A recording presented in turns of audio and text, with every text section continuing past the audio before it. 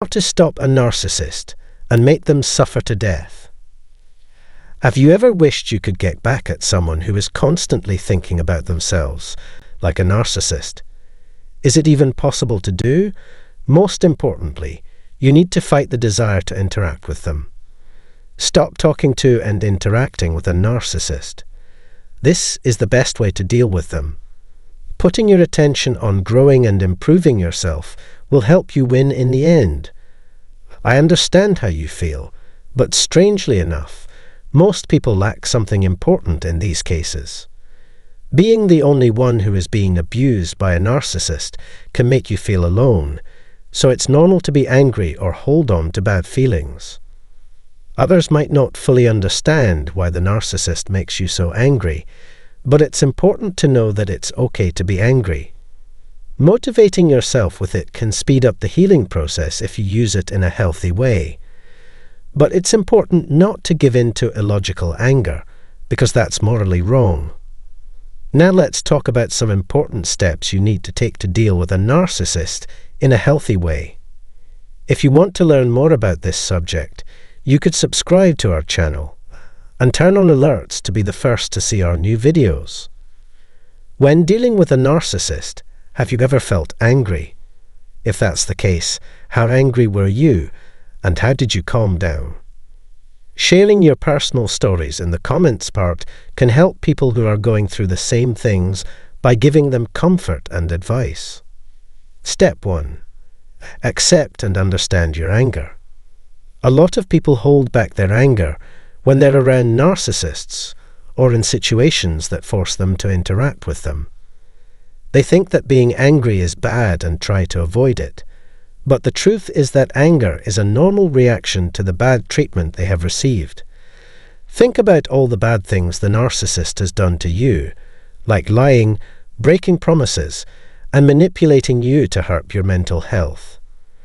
The narcissist wanted to make you look like them, even though they didn't care about or respect you. Going through such terrible things is very painful, so it's easy to see why someone would get angry and even want to get even. I don't think you should give in to this urge, though. Instead, it's important to recognize and accept your anger. Trying to stop it will only slow you down. It might be tempting to get back at them, but treating them the same way they treated you rarely solves the problem. Remember that recognizing your anger is just the start of the process. Step 2. Think about what drives the narcissist in the relationship. Narcissists try to take away your uniqueness and sense of self-worth. They fight against any independence you might have, making it hard to set limits or move on your own. Their main goal is to make you feel bad about yourself, useless, and degraded. This is exactly why they keep you alone, causing you a lot of pain. By giving you forgetfulness on purpose, they want to get rid of any sense of who you are. They want you to be obedient and follow their rules, so they can use you as a slave. They feel powerful and superior by shutting you up and managing your every move because they don't have any freedom themselves. Knowing these tricks will help you decide what to do next and give you the power to make a decision. In the third step, how can you beat narcissists? The key is to fight their wants and do the opposite of what they expect from you. Narcissists want to be in charge of your life, but you take away their power when you stand up for yourself, set limits, and say no in a strong way. Even though it might be hard, it is important to put your health first and keep yourself safe from narcissists in the future. In this way, you can rise from the depths of their control and come out better, like the mythical phoenix. Narcissists think they know everything and can do anything, but this is not true. They get upset when you take charge of your life, make good changes, and don't do what they expect. They thought you would lose your mind, but you proved them wrong. They lose hope when you don't agree with their negative outlook, and their efforts to control you fall apart. So, turn your anger inward and use it to help you heal and grow as a person. In conclusion, If you want to heal and grow as a person, you need to find good ways to deal with your anger. Accept and name your anger, and then use it to move forward in a positive way. Getting to a place where people feel comfortable, close, and real in their relationships with you takes working together. I hope this video was helpful for you. Please let me know what you think in the comments, subscribe to my channel, and hit the like button if you like what you see. You can also send this movie to your friends. I'm sorry for the trouble this may have caused, and I look forward to talking to you soon in my next movies. Hope you have a great week ahead. Ever pondered why some individuals emerging from narcissistic abuse are engulfed in clutter? It transcends mere disarray in a room or disorder on a desk. It delves far beneath the surface. If you're grappling with this enigma, then this presentation is tailored for you. Let's dissect it, shall we? Firstly, consider clutter as a silent plea. Have you ever stepped into a space and been inundated by the chaos? Now, envision that chaos not merely as scattered items, but as a profound reflection of inner turmoil. For those who've weathered narcissistic abuse, clutter serves as a tacit call for aid. It's their psyche's method of articulating the profound battles and emotional upheaval endured. The clutter morphs into a visible manifestation of the skirmishes waged behind closed doors, a poignant reminder of the silent tussle with a past narcissistic figure. It transcends mere disorder. It symbolizes internal strife, an entreaty for empathy and solidarity. Now let's embark on an illustrative journey to illuminate this concept further. Imagine traversing through a scenario where you've grappled with manipulation and mind games, akin to a tumultuous emotional roller coaster ride. In the aftermath, your psyche resembles a battlefield, strewn with the remnants of conflict. Envision yourself perpetually navigating a shifting emotional terrain, contending with the caprices of a narcissistic influence. The clutter you behold serves as a tangible embodiment of this internal tumult. Consider the heap of clothes atop the chair, or the scattered papers adorning the desk. They transcend mere disarray, symbolizing the arduous struggles of yesteryears. In essence, the clutter functions as a silent entreaty for comprehension, forbearance, and recuperation amidst the tumultuous aftermath of the tempest. Now let's delve into the second reason, embracing the control freak mode. In this segment, let's explore why individuals who've endured narcissistic abuse may exhibit tendencies towards control, particularly regarding clutter. Picture this scenario. You've endured someone meddling with every aspect of your life, playing mind games as if it were a twisted pastime. Amidst this chaos, clutter becomes your clandestine arsenal. It serves as a declaration, proclaiming, "In this realm of my existence, I hold the reins."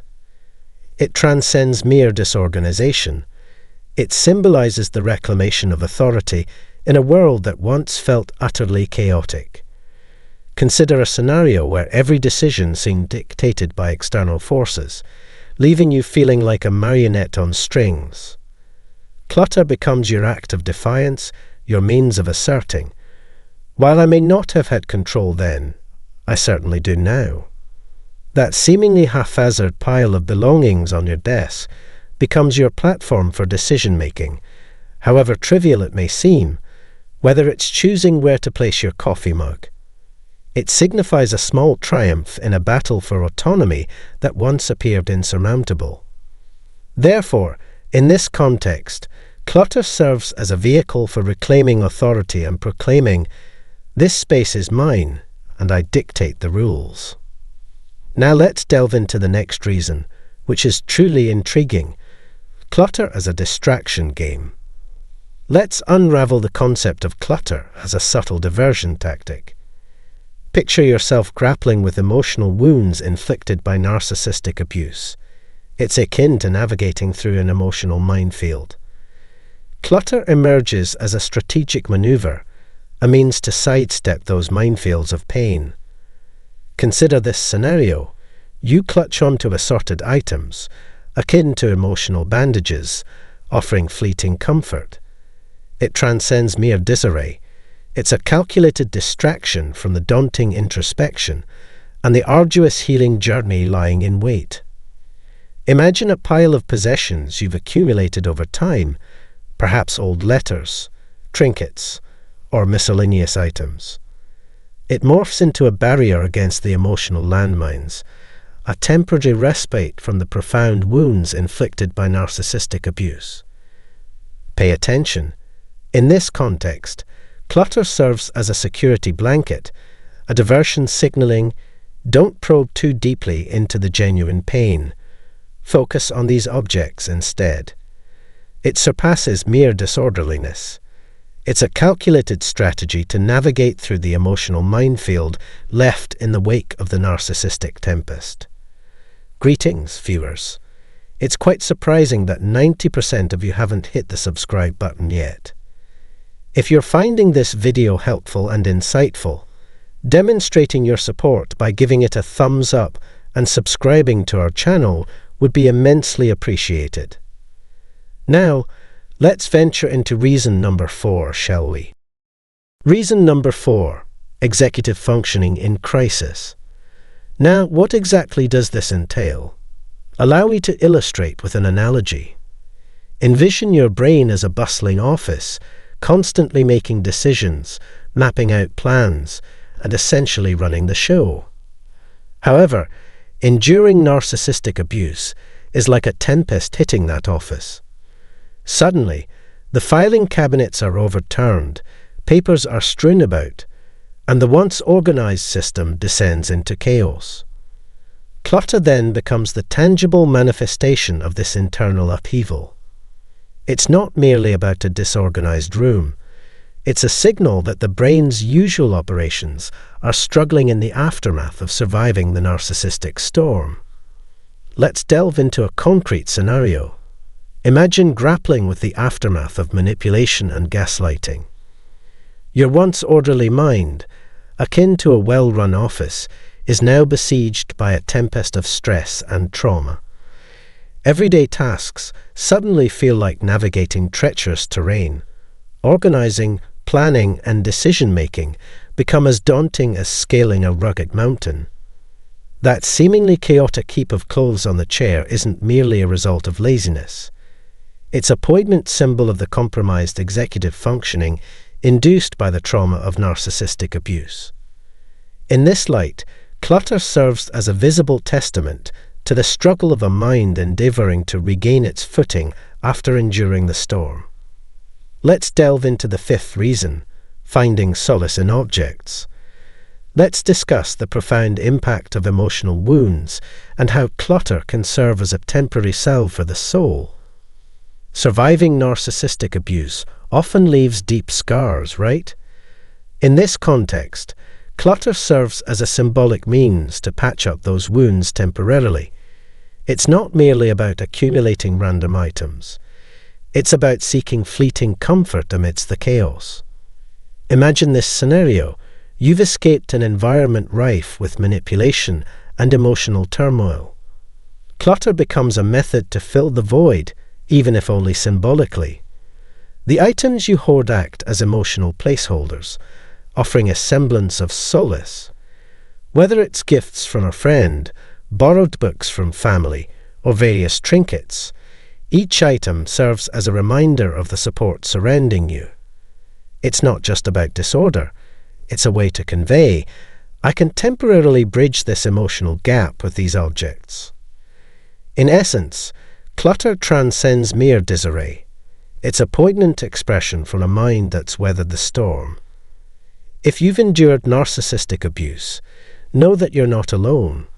Reach out, seek assistance, and remember, every small step forward is a step toward healing. Stay grounded and let the journey toward healing commence. Everyone, what message do you convey by staying silent? From my perspective, silence proves to be an incredibly effective tool for removing them from your life if that's your goal. If you're genuinely committed to liberating yourself from the narcissist and breaking free from the pain, chaos, and trauma they bring, silence can be remarkably potent in permanently severing ties with a narcissist. The power of silence is often underestimated. It's not merely a passive act, it's your strongest defense and a powerful form of self-preservation. Let me underscore this. Refusing to engage with a toxic individual is a way of safeguarding yourself.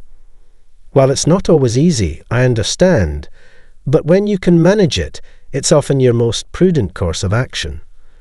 And remember, we're dealing with individuals exhibiting harmful narcissistic traits here.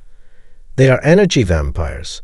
That's the challenge you face when entangled in a relationship with a narcissist or endeavoring to break free. This rings especially true if you're an empath with porous boundaries. You find yourself feeling utterly drained and depleted. And you know what? That's because you are. Narcissists thrive on intense emotions, drama, emotional upheaval, and any negativity you emit. Your fear, pain, anxiety, confusion, and discomfort, those are their sustenance. If they realize they can elicit a reaction from you, you become the perfect target, a prime source of narcissistic nourishment, and thus begins the feeding frenzy.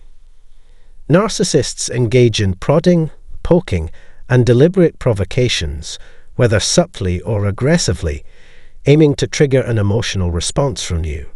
Why? Because they thrive on that negative emotional energy. They will go to great lengths to incite a strong reaction, devouring your emotional turmoil like a hungry predator. In essence, when you react strongly with emotions, it's akin to offering them a lavish banquet. They revel in your distress, deliberately causing pain to feed off it. It's akin to demons deriving pleasure from human suffering. Let's face it, there's a connection here. Similarly, destructive narcissists behave in a comparable manner, disrupting relationships through manipulation, seeking to upset and harm you while sowing chaos and drama. Why do they engage in such behavior? To deplete you of your energy. This conduct isn't merely narcissistic. It exemplifies a pattern of destructive narcissism driven by entitlement and a lack of empathy. When choosing to remain silent in the presence of a narcissist, it's essential to do so without resorting to passive-aggressive tactics or seeking attention, as they often do with the silent treatment to manipulate you. Instead, embrace silence with resolve and clarity. Even if it poses a challenge for you, maintaining silence confidently communicates that the narcissist holds no sway over you. It establishes firm boundaries and signals that there's no narcissistic supply available here. By maintaining emotional control, staying grounded in your identity, and remaining composed, calm, and detached, you strip the narcissist of emotional and energetic sustenance. By withholding the validation they crave to feel significant and alive, you prioritize your own well-being and disrupt their manipulation. Consistently practicing this silence eventually compels them to seek supply elsewhere, bringing you inner peace in the process. After all, isn't peace ultimately what you desire? Engaging in a battle of wits with a narcissist for closure is fruitless. Facts and logic won't sway them, and attempting to penetrate their defenses is futile. Their behavior remains unchanged. If your goal is peace and fostering healthy relationships with those who genuinely respect you, without engaging in blame games, maintaining silence is the most effective approach. Integrating self-healing with disrupting harmful cycles is where genuine transformation occurs. Ignoring the presence of a narcissist can be empowering. By refusing to acknowledge them, you reclaim control over your life, prioritize your well-being, and surround yourself with supportive individuals. Their actions no longer hold sway over you. You become indifferent to their behavior. Severing ties prevents manipulation, compelling them to seek another target. The upside is that they will eventually depart from your life. While it may take time, once they realize they can't exploit you, they may attempt to re-enter your life. You may need to assert your boundaries repeatedly before they move on. However, treating them as insignificant is the swiftest path to freedom from their influence. I understand firsthand the challenge of breaking free from the relentless pursuit of validation and the desire to please others. It's a difficult journey, particularly when we seek approval from those incapable of offering genuine love or validation, those who mirror our own unresolved issues and past wounds. As empaths, we naturally prioritize kindness, warmth, and empathy, often at the expense of our own well-being. However, it's crucial to recognize the importance of prioritizing ourselves first.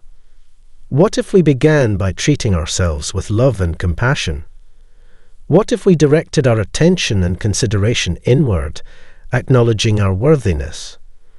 While navigating the complexities of manipulative individuals in toxic relationships, it's essential to understand that not everyone responds to kindness, sincerity, authenticity, or politeness.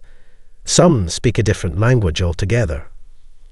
While spreading love and compassion is commendable, it's essential to establish boundaries when dealing with destructive relationships influenced by narcissism. Kindness, sincerity, or courtesy often have little impact when dealing with narcissistic individuals and may even result in further mistreatment. It's crucial to recognize this reality. Merely being kind won't resolve issues with narcissists. If you believe your kindness alone can effectively address a destructive narcissist, you're mistaken. At times, maintaining silence is the most effective way to assert your needs and distance yourself from their influence. Despite their charming facade, narcissists lack genuine personal authority. Don't be deceived by their outward appearance. Beneath the surface lies emptiness. Interactions with narcissists are always power struggles, whether overt or subtle. They will manipulate situations and narratives to suit their agenda, often resorting to deceit and turning others against you. When navigating the treacherous waters of interactions with narcissists, it's essential to exercise discernment in choosing confidence, as some unwittingly fan the flames of conflict by spreading misinformation. Maintaining vigilance and prioritizing your mental and emotional well-being are paramount when dealing with individuals devoid of empathy or genuine understanding. In this intricate dance, readiness and self-nurturing should take center stage. Rather than squandering precious time and energy on validating your worth or refuting unfounded accusations, redirect your focus inward towards self-care. Authentic connections will recognize your true essence despite attempts to besmirch your character. It's crucial not to allow the opinions of those swayed by falsehoods to define your sense of self. Embarking on a journey of healing serves as a potent remedy against the toxicity of narcissistic influence. While it can be disheartening to witness others embracing untruths about you, embracing silence as a response can often be the most empowering choice. This route signifies personal evolution and resilience, enabling you to transcend the turmoil and prioritize your own emotional well-being. When you choose silence in the presence of a narcissist, you strip away their power. They thrive on spreading rumors to manipulate situations to their advantage. Narcissists crave dominance, resorting to fabricating stories to assert control. Despite the possibility of them spreading falsehoods about you, focus on what you can control and prioritize self-care to cultivate happiness. Your engagement in our discussions is deeply appreciated. Your participation holds immense value for us. By becoming a member of our community for just $1, you gain access to exclusive perks and aid us in expanding our content. Your support is vital for upholding our standards and pursuing new opportunities. Thank you for being an integral part of our audience and for your valuable contributions.